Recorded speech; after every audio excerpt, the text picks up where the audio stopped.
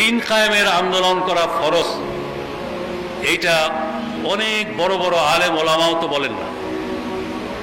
এরা অল্প শিক্ষিত অথবা স্কুল কলেজ বিশ্ববিদ্যালয় শিক্ষিত লোকেরা এটা পাইল। আসলে এই দিন কায়েমের আন্দোলন কোন শ্রেণী বিশেষ গোষ্ঠী বিশেষের জন্য কোনো ঠিকাদারি নয়। আল্লাহ তাআলা যাকে চান তাকে এই কাজের জন্য বাছাই করেন, এবং আল্লাহ যাদেরকে এই কাজের জন্য বাছাই করেন তাদের প্রতি আল্লাহ সুবহানাহু ওয়া তাআলার রহমতের দৃষ্টি নিক্ষিপ্ত হয়।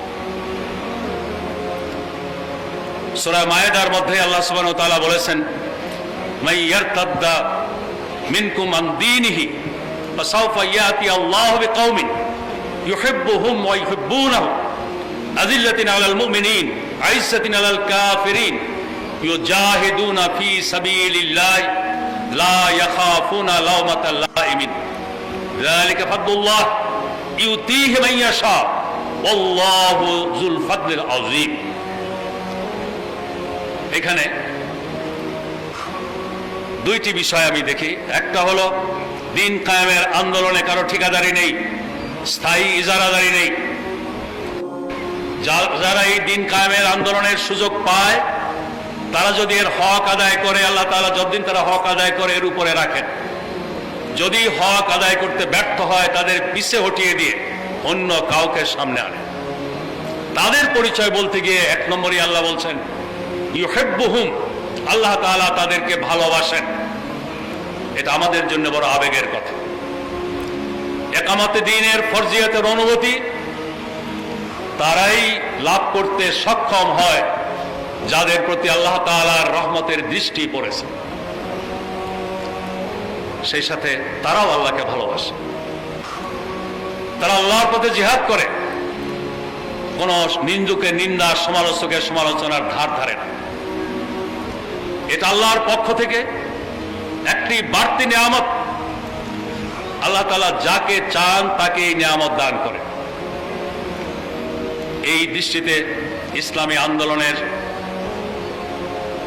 অংশগ্রহণের সুযোগ আল্লাহ তাআলার পক্ষ থেকে একটি বাড়তি মর্যাদা, কিন্তু সেই সাথে এই মর্যাদা রক্ষায় ব্যর্থ হলে এর পরিণাম পরিণতিও কিন্তু ভয়ঙ্কর। এটাকেও আমাদের সামনে রাখতে হবে।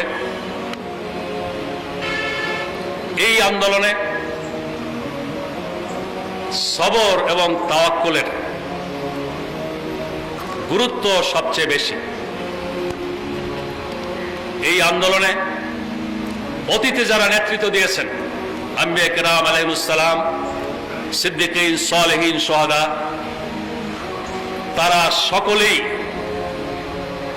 নানা রকমের বিপদ আপদ মুসিবতের মধ্য দিয়ে অগ্রসর হয়েছে। এটা অতিক্রম করে আন্দোলনে টিকে থাকতে হলে আল্লাহর সাথে ঘনিষ্ঠ সম্পর্ক অপরিহার্য, এবং সেই সম্পর্কের ভিত্তি হলো সবর এবং তাওয়াক্কুল। ইন্নাল্লাহা মা'আস সাবিরিন ওয়াসবির ওয়া মা সাবরুকা ইল্লা বিল্লাহ। সবর করো, সবর তোমার বৃথা নয়।